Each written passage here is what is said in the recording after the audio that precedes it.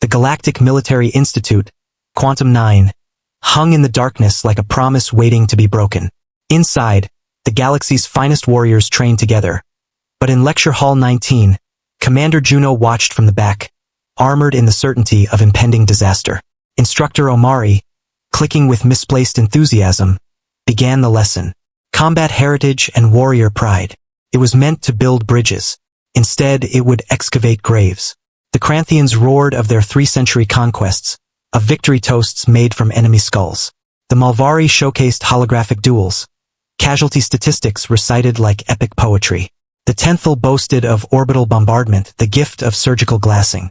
The room thrummed with mutual respect, a fraternity of glorious violence. Then Omari turned toward the small human contingent. And our human colleagues. Surely you have battles that define your warrior culture? The humans exchanged that look. The silent, shared language of an uncomfortable secret.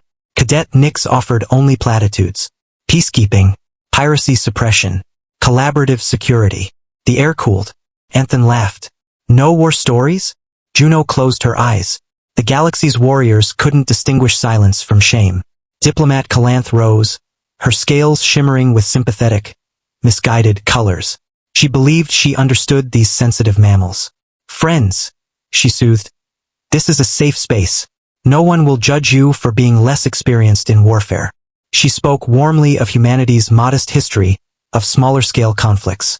Not every species, she smiled kindly, needs to be a warrior culture. Humanity contributes in other ways. It was condescension wrapped in kindness, the sort of gentle dismissal that often precedes a rude awakening. Omari pressed on.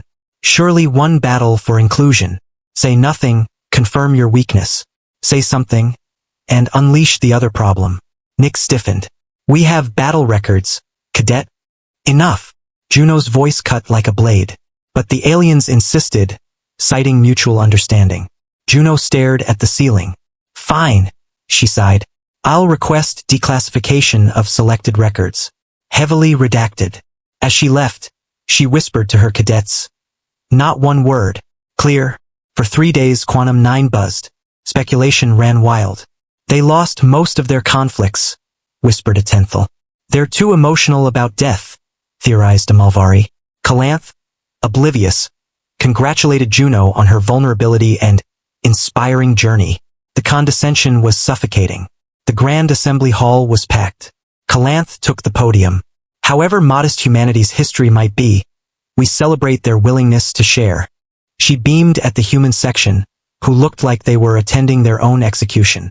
Some species are lovers, not fighters. Nix's eye twitched.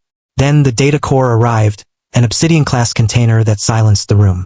The security officer handing it to Omari glanced at Juno with undisguised pity. Good luck, Commander. Omari activated the core, smiling. Let us see what humanity has been so modest about. Operation Garden Party, he read aloud. Classification. Minor peacekeeping action. Human forces, 800. Enemy combatants, 43,000. Entrenched. Omari frowned. A translation error? No, Juno said flatly. That's correct. But this must be the casualty estimate. That was their starting number. Keep reading. Omari's voice faltered. Hour 1, orbital insertion. Hour 2, enemy command structure collapsed. Enemy casualties, 41,250. Human casualties, 18 wounded. 0 fatalities. Silence followed. Not respect. Shock. This is impossible, Calanth stammered, scales paling. A 50-to-1 disadvantage in 6 hours? It's possible, Ty said quietly. If you know what you're doing. A Cranthian instructor verified the data. Confirmed. They called it Garden Party? A Malvari whispered. Omari opened the next file. Operation Coffee Run. 5 humans. Hostage rescue that accidentally overthrew the planetary government. Ratio, 200-0. Next. Operation Paperwork. Planetary conquest in 11 hours.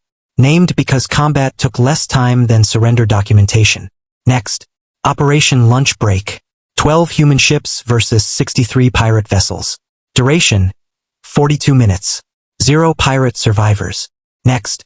Operation Filing Error. Entire raiding fleet vanished. Footnote. Recommend improved calibration to allow prisoner capture in future engagements. The room grew heavy. This wasn't history. It was a horror story. Calanth shakily cross-referenced dates. The Korath pirate fleet, 200 ships. They disappeared. The official report said navigational hazard. She looked at Juno. That was you. Operation Route Mapping, Juno confirmed. Logged as a training exercise. A Kranthian cadet interrupted, voice cracking. The Gent-Aram Alliance. 6,000 warships. They dissolved. Omari, moving like an automaton, found the file. Operation Morning Commute. Engagement. Defensive action. Critical threat response. Enemy forces. 6,000 warships. Human forces. 200 Earth Defense Fleet. Duration. 96 hours. Outcome. Total human victory. Enemy casualties. 900,000. 2 species extinct. They called it Morning Commute. Someone wept. You made a joke? Amalvari gasped. We didn't mean for them to go extinct, Tai said tightly. They refused to surrender. Calanth dropped her datapad. You exterminated 2 species by accident. We tried negotiation first, Juno said, voice raw. For 3 weeks. Territory. Resources. Everything except Earth. They came with 6,000 ships to make their point. She met their eyes. We made ours back. She paused. It's listed as a diplomatic failure because we had to fight. A diplomatic failure. Humanity won an impossible war, neutralized an existential threat, and called it a failure because they had to kill 900,000 beings. The files were sealed. Reclassified to void class. Psychological monitoring was mandated for everyone present. Omari finally asked, voice small, why join the council? Why follow our rules? You could dictate terms. Because, Nix said quietly, we don't want to be the species that solves problems by shooting them. We spent millennia getting good at killing each other. We almost destroyed ourselves. We came to the stars hoping to be better. We don't boast, Tai added, because every battle is a failure to find peace. Calanth approached Juno as the assembly dispersed.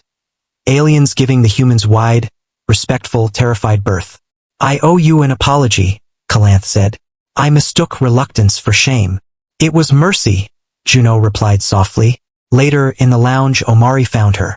On a scale of 1 to 10, he asked, how worried should the galaxy be about humanity's true capabilities? Juno smiled. A cold, weary expression. Instructor, if humanity ever decided to be a problem, the galaxy wouldn't have time to worry. But we choose partnership. We choose it every day. That choice, that's who we are. I hope, Omari said quietly, the galaxy never makes you regret that choice. So do we, Juno replied, staring into the void. So do we. Please follow my channel for more videos. One click from you can change my life.